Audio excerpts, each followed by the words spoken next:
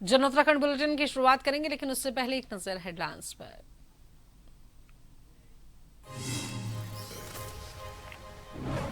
देहरादून में Doon book festival का उद्घाटन, सीएम धामी बोले एआई के दौर में भी किताबें अनमोल, पढ़ने की आदत पर दिया जोर।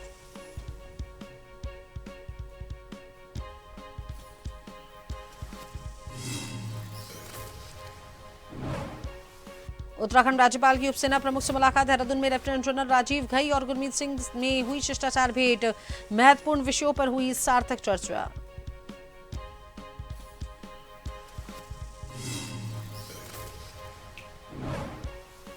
पुलिस लाइन में सीएम धामी ने पुलिस कांस्टेबलों को किया संबोधित, प्रशिक्षण ले रहे जवानों का किया उत्साहवर्धन, आपदाओं से निपटने के लिए दक्ष बनाने की दी सलाह।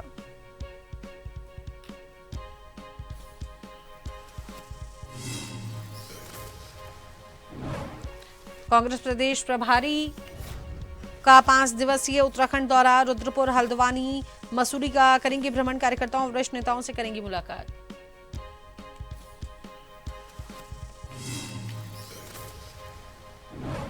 उत्तराखंड के 5 जिलों में बारिश, केदारनाथ में स्नोफॉल, घुटनों तक जमी बर्फ, 7 जिलों में ऑरेंज, 6 जिलों में येलो अलर्ट जारी।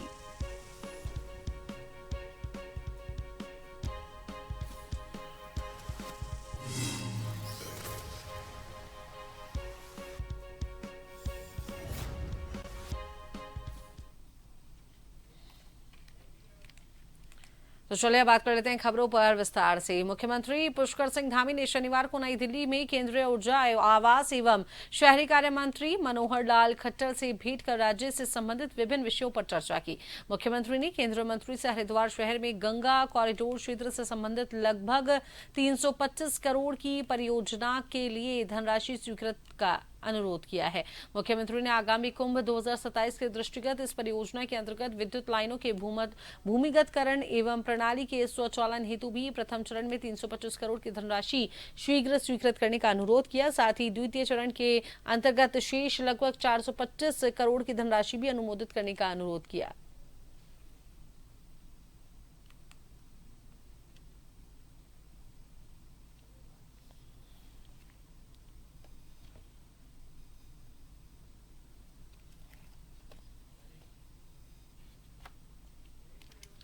शिक्षा मंत्रालय भारत सरकार द्वारा देहरादून में आयोजित दून पुस्तक महोत्सव का मुख्यमंत्री पुष्कर सिंह धामी ने भव्य शुभारंभ किया है। 12 अप्रैल तक चलने वाले इस महोत्सव में सीएम ने साहित्य प्रेमियों और बच्चों से मुलाकात कर उन्हें पुस्तकें भेंट की हैं। मुख्यमंत्री ने इस आयोजन के लिए प्रधानमंत्री नरेंद्र मोदी और शिक्षा मंत्री का आभार जताया। सीएम धामी ने कहा कि आज के एआई दौर में भी पुस्तकों के प्रति नई पीढ़ी की रुचि बनाए रखना बेहद जरूरी है।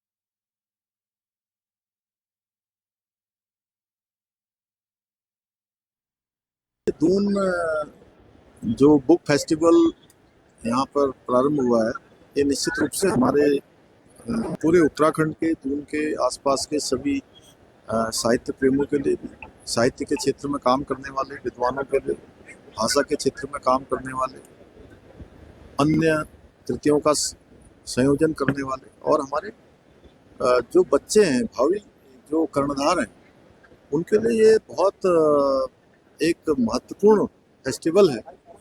और मैं सभी से आग्रह करूँगा कि सभी अच्छे इंस्टीट्यूशन वालों से भी, जो इंस्टीट्यूशन चलते हैं, स्कूल चलते हैं, विद्यालय चलते हैं, और जो अभिभावकगण हैं, अपने बच्चों को जरूर इस फेस्टिवल में लेकर आएं, जिनसे उनको कई लाखों पुस्तकों का ये मेला है, उनको बहुत कुछ देखने को मिलेगा, सीखने को मिलेगा। और जब एआई का ज़माना है, आज डिजिटल युग है, ऐसे युग में भी हमारे बच्चों को, हमको, सबको पुस्तकें पढ़ने का भी जो है एक आदत होनी चाहिए। देहरादून में राज्यपाल लेफ्टिनेंट जनरल गुरमीत सिंह ने आज लोक भवन में उपस्थित सेना प्रमुख लेफ्टिनेंट जनरल राजीव घई से ने शिष्टाचार भेंट की है। इस दौरान उन्होंने देश की सुरक्षा, सामरिक दृष्टिकोण जैसे विभिन्न महत्वपूर्ण विषयों पर सार्थक चर्चा की।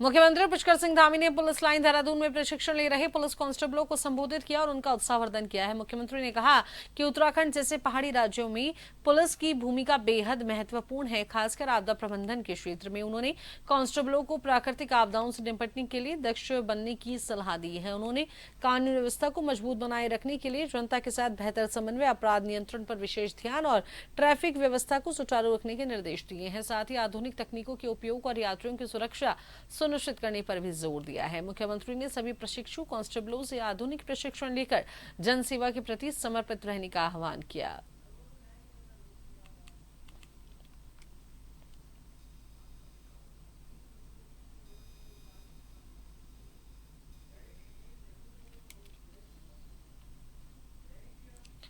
उत्तराखंड कांग्रेस प्रदेश प्रभारी कुमारी शैलजा रहेंगी उत्तराखंड दौरे पर। आगामी 8 अप्रैल से 12 अप्रैल तक अपने 5 दिवसीय दौरे पर रहने वाली हैं। 8 अप्रैल को 8 बजे नई दिल्ली पहुंचेंगी।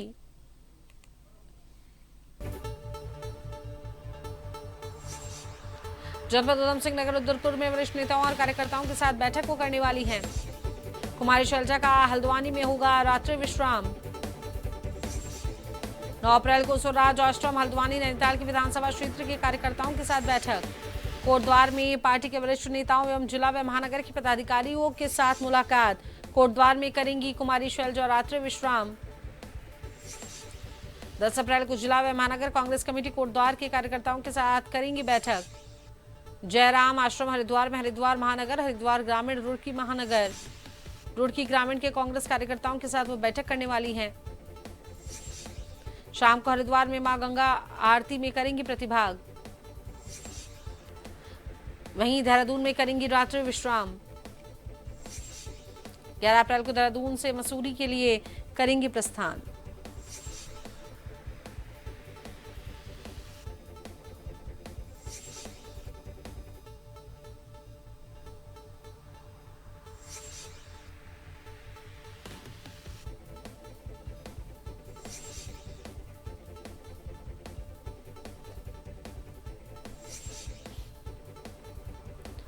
दो 2027 विधानसभा चुनाव नजदीक आते ही भारतीय जनता पार्टी ने अपना सदस्यता अभियान अब तेज कर दिया है और इसी कड़ी में आज खानपुर विधानसभा क्षेत्र के ढडेरा नगर पंचायत में कार्यक्रम का आयोजन यहां पर किया गया। कार्यक्रम में बीजेपी प्रदेश अध्यक्ष महेंद्र भट्ट, सांसद त्रिवेंद्र सिंह रावत सहित कई वरिष्ठ नेता और पार्टी के पदाधिकारी इसमें मौजूद रहे। इस दौरान पार्टी को बड़ी मजबूती मिली जब ढडेरा नगर पंचायत अध्यक्ष सतीश नेगी सहित निकाय चुनाव के दौरान बीजेपी से बागी हुए कई कार्यकर्ताओं ने फिर से पार्टी का दामन थाम लिया। नेताओं ने सभी का पार्टी में स्वागत करते हुए कहा कि बीजेपी परिवार लगातार मजबूत हो रहा है और 2027 चुनाव में इसका लाभ जरूर मिलेगा।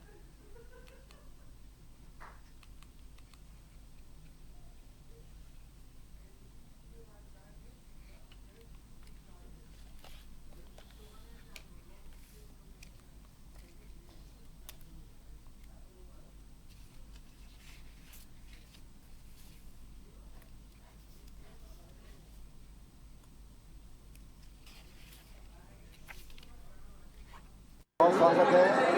आज यहाँ के जो नगर पंचायत अध्यक्ष हैं सतीश नेगी जी, ढडेरा के जो चेयरमैन हैं, उनके सैकड़ों साथियों ने ज्वाइन किया। साथ में बबलू राणा जी जो जिला पंचायत सदस्य रहे हैं, शिवम कश्यप जी जो पीएसपी के नेता रहे हैं, आज सब लोगों ने भारतीय जनता पार्टी में आस्था व्यक्त की है। हम उनका स्वागत करते हैं और भारतीय जनता पार्टी में उनके आने से निश्चित रूप से पार्टी को मजबूती मिलेगी।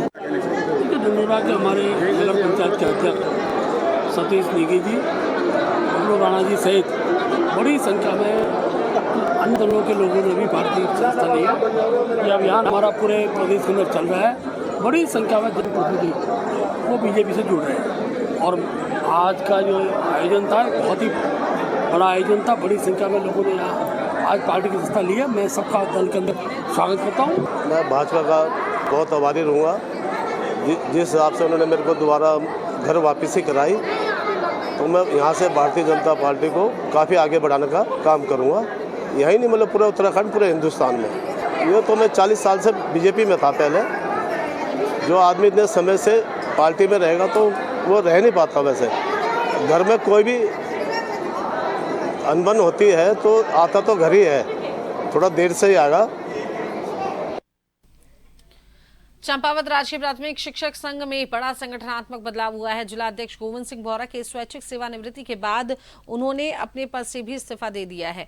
उनके इस्तीफे के बाद सर्वसम्मति से जिला उपाध्यक्ष उत्तम सिंह फर्त्याल को कार्यकारी जिला अध्यक्ष बनाया गया। तो वहीं जिला मंत्री बंशीधर धवाल ने भी पद छोड़ दिया है, जिसके बाद कीर्ति वल्लभ भट्ट को नया जिला मंत्री चुना गया है। बैठक में गोविंद सिंह बोहरा ने नए पदाधिकारियों को शुभकामनाएं देते हुए विश्वास जताया कि संगठन उनके नेतृत्व में और मजबूत होगा। नवनियुक्त कार्यकारी अध्यक्ष उत्तम सिंह फर्त्याल ने कहा कि वे सभी शिक्षकों को साथ लेकर छात्र और शिक्षक हितों के लिए पूरी ईमानदारी से काम करेंगे।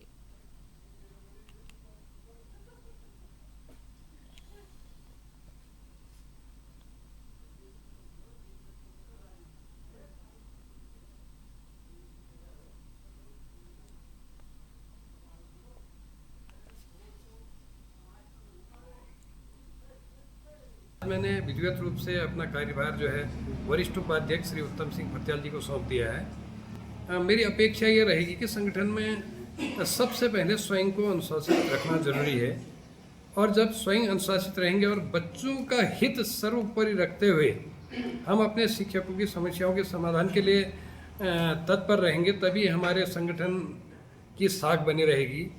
तो मैं इस अवसर पर ज़्यादा न कहते हुए हमारे वरिष्ठ उपाध्यक्ष श्री उत्तम सिंह फर्त्याल जी से ये अपेक्षा रखता हूँ कि पांच कार्यकारिणियों को विश्वास में लेते हुए संगठन को मजबूती प्रदान करेंगे और बच्चों के भविष्य कैसे सुरक्षित रह सकते हैं, सरकार के द्वारा चलाई जा रही नीतियों पर कहाँ पर खामियां हैं, कौन सी अच्छाइयाँ हैं, इनका अध्ययन करते हुए, और शिक्षकों से संबंधित जो अभी वर्तमान में टीईटी का प्रकरण चला हुआ है या पुरानी पेंशन बहाली का जो आंदोलन चला हुआ है, उसको किस तरह से आप हैंडल करेंगे।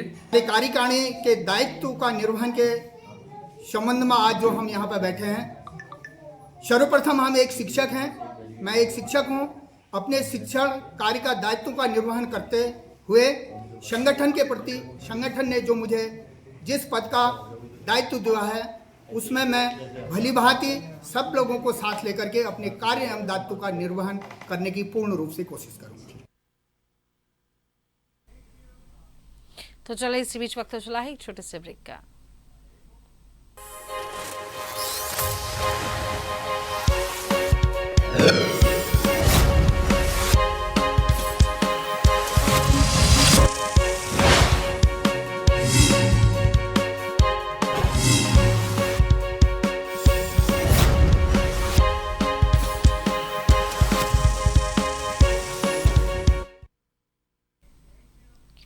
देखिए स्वागत है। चलिए खबरों पर बात करेंगे तो लोहाघाट नगर व उसके आसपास के क्षेत्र में गौवंशों को निराश्रित छोड़ने की घटनाएं लगातार सामने आ रही हैं।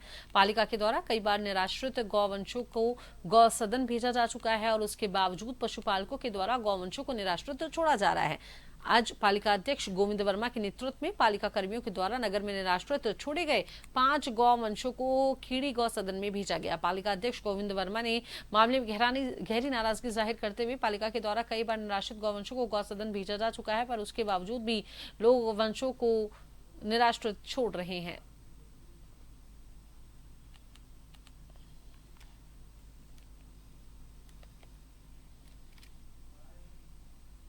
लोहाघाट नगर में जो आवारा गौवंश हैं किसी अनजान व्यक्ति द्वारा नगर में छोड़ दिए जाते हैं और बार बार नगर पालिका उन गौवंशों को पकड़कर सकुशल हरखेड़ा गौशाला में पहुँचाने का कार्य करती है।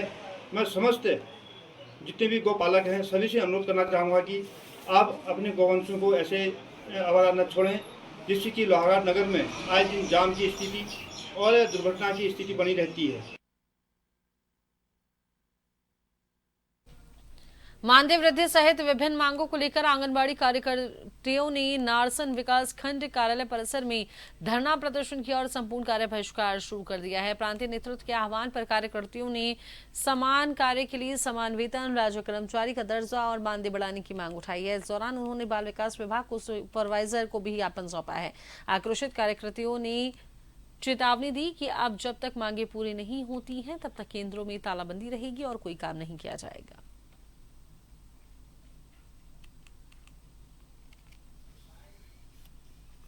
मैं ये कहना चाहती हूँ कि हमारा ये धरना हमेशा ऐसे ही चलता रहेगा जब तक सरकार हमारी मांगों को पूरी नहीं करेगी। सरकार से भी ये विनती है कि सरकार हम महिलाओं को मांगों को थोड़ा दृष्टि डाले और हमारे ऊपर भी थोड़ा देखें कि महिलाएं कितना जीरो से लेके बच्चे का सारा डाटा उन्हें दे रहे हैं। हर कार्य BLO का कार्य कर रहे हैं। जो भी वे कार्य हमें दे रहे हैं हम भली प्रकार से सारा कार्य उनको देते जा रहे हैं, मगर उन्हें को भी हमारे ऊपर थोड़ा देखना चाहिए कि हमें क्या कार्य करना है। हमारा थोड़ा 9300 में कोई कार्य नहीं चलता। सबसे पहले तो भैया हमारी मांग यही है कि इतनी महंगाई के दौर में सरकार हमारे बारे में बिल्कुल भी सोच नहीं रही, ध्यान नहीं दे रही है। हमारा मानदेय बहुत कम है। मानदेय बढ़ोतरी की मेन मांग हमारी यही कि हमारी मानदेय बढ़ोतरी की जाए। भैया आश्वासन तो हमें 1 साल से मिल रहा है और ये कि आपकी मांग सुन ली जाएगी, मानदेय बढ़ोतरी होगी, लेकिन आज तक हमें कोई भी हमारे 1 भी रुपये की मानदेय बढ़ोतरी नहीं हुई है। हमारी जो मांग है वो कम से कम एक न्यूनतम मजदूरी जो हमें दी जाए, यानी कि अगर एक मजदूर भी कहीं पे मजदूरी करता है तो उसको 600 से 800 रुपये तक की दिहाड़ी मिलती है ना। और हमें जब भी कोई रिपोर्टिंग होती है, कुछ भी कार्य होता है तो सरकार हमें हर एक कार्य के लिए प्रेशर डालते कि अब भी करो, इसी वक्त आपको ये काम करना है और सुबह से लेकर शाम तक हमें ये नहीं पता होता है कि कब कौन सी रिपोर्टिंग हमसे मांग ली जाती है। हर अन्य विभाग का काम हमसे ले जाता है। BLO का काम हमारे पास बहुत ज़्यादा हैवी वर्क हो रहा है हमारा, और हमारा मानदेय बहुत ही कम है। 9300 में किसका घर चलता है। साउथ सिविल लाइंस क्षेत्र में STF देहरादून की टीम ने छापेमारी कर 101 LPG गैस सिलेंडर बरामद किए हैं। बताया जा रहा है कि बरामद अधिकांश सिलेंडर इंदिरा गैस कंपनी के हैं और सभी खाली पाए गए हैं। कार्रवाई के दौरान मौके पर खाद्य आपूर्ति विभाग की टीम को भी बुलाया गया, जो पूरे मामले की जांच में जुट गई है। फिलहाल ये पता लगाया जा रहा है कि इतने बड़े स्तर पर सिलेंडरों का भंडारण किस उद्देश्य से किया गया था और इसके पीछे कौन कौन लोग शामिल हैं।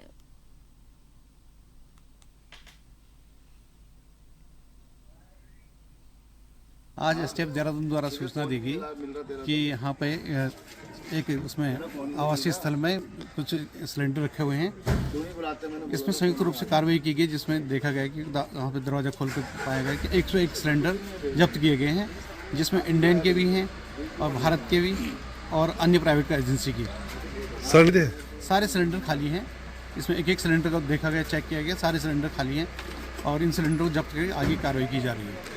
आबादी में इनको तो परमिशन है नहीं सिलेंडर रखने की, और अभी आगे जाके कार्रवाई करते हैं। इन सिलेंडर पहले जब्त करके एजेंसी की सुपुर्द भी दे रहे हैं, इसके बचाव जो आगे कार्रवाई करेंगे। ये एक अवैध सिलेंडरों की सूचना थी कि कुछ सिलेंडर जो है आवासीय कॉलोनी में कहीं पे गोदाम में रखे हैं।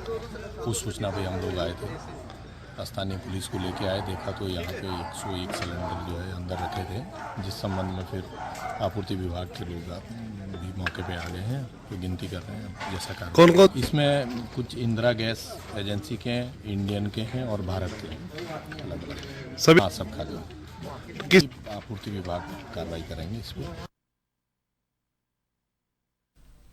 हल्द्वानी में नैनीताल कांग्रेस के जिला प्रभारी पुष्कर नियाल ने पार्टी से इस्तीफा दे दिया है। उन्होंने नेता प्रतिपक्ष यशपाल आर्य पर कार्यकर्ताओं की उपेक्षा का आरोप लगाया है।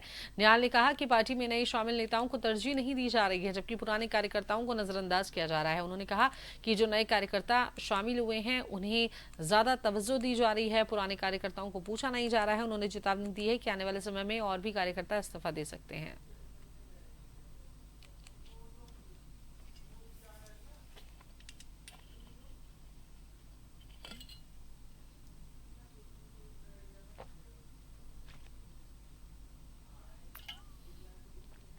मैं बता चुका हूँ कि नेता प्रतिपक्ष जी एक ऐसे व्यक्ति को लेके आए, राखन नहीं को लेके आए, और हम लोगों को जो कार्यकर्ता जो भीमताल से इतने 10 साल से मेहनत कर रहे हैं उन लोगों की बिल्कुल उपेक्षा कर दी गई है।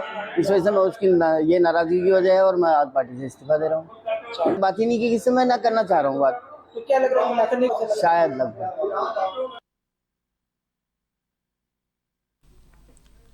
नगर पालिका में अध्यक्ष हाजी मोहम्मद अकरम और सभासदों के बीच चल रही विवाद के कारण वित्तीय वर्ष समाप्त होने के बावजूद बजट बैठक अब तक नहीं हो सकी है। नियमों के अनुसार ये बैठक 31 मार्च तक होनी चाहिए थी। कांग्रेस नेता भुवन पांडे ने इसे आजादी के बाद दूसरी बार ऐसी स्थिति बताया। इससे पहले 1983 में भी विवाद के चलते बैठक नहीं हो पाई थी। उन्होंने बिना टेंडर कार्य और अनियमितताओं के आरोप भी लगाए हैं। आदिवासी अधिकारी आलोक उनियाल ने विवाद स्वीकार करते हुए चेयरमैन के शहर से बाहर होने को बैठक टलने का कारण बताया। अब 8 अप्रैल को बैठक प्रस्तावित है, जिस पर सभी की निगाहें टिकी हुई हैं।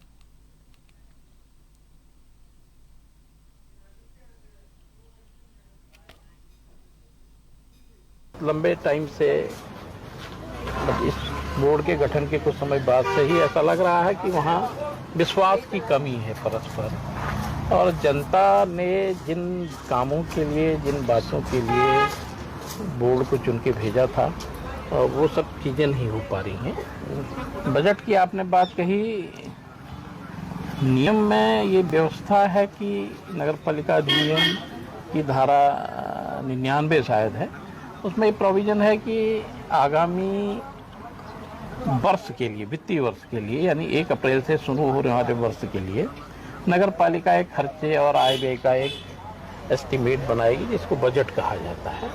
और वो बजट जब स्वीकृत होगा तब ही नगर पालिका के काम हो पाएंगे। रामनगर में घरेलू गैस को लेकर विवाद थमने का नाम नहीं ले रहा है। अलग अलग गैस एजेंसियों पर उपभोक्ताओं की भीड़ देखने को मिल रही है। लोग नाराज नजर आ रहे हैं और रसोई गैस को लेकर हालात लगातार विवादित दिखाई दे रहे हैं। शहर की विभिन्न गैस एजेंसियों पर उपभोक्ताओं कर्मचारियों के बीच विवाद की घटनाएं सामने आ रही हैं। बीते दिन भी कई स्थानों पर गैस वितरण को लेकर हंगामे की स्थिति देखने को मिली थी।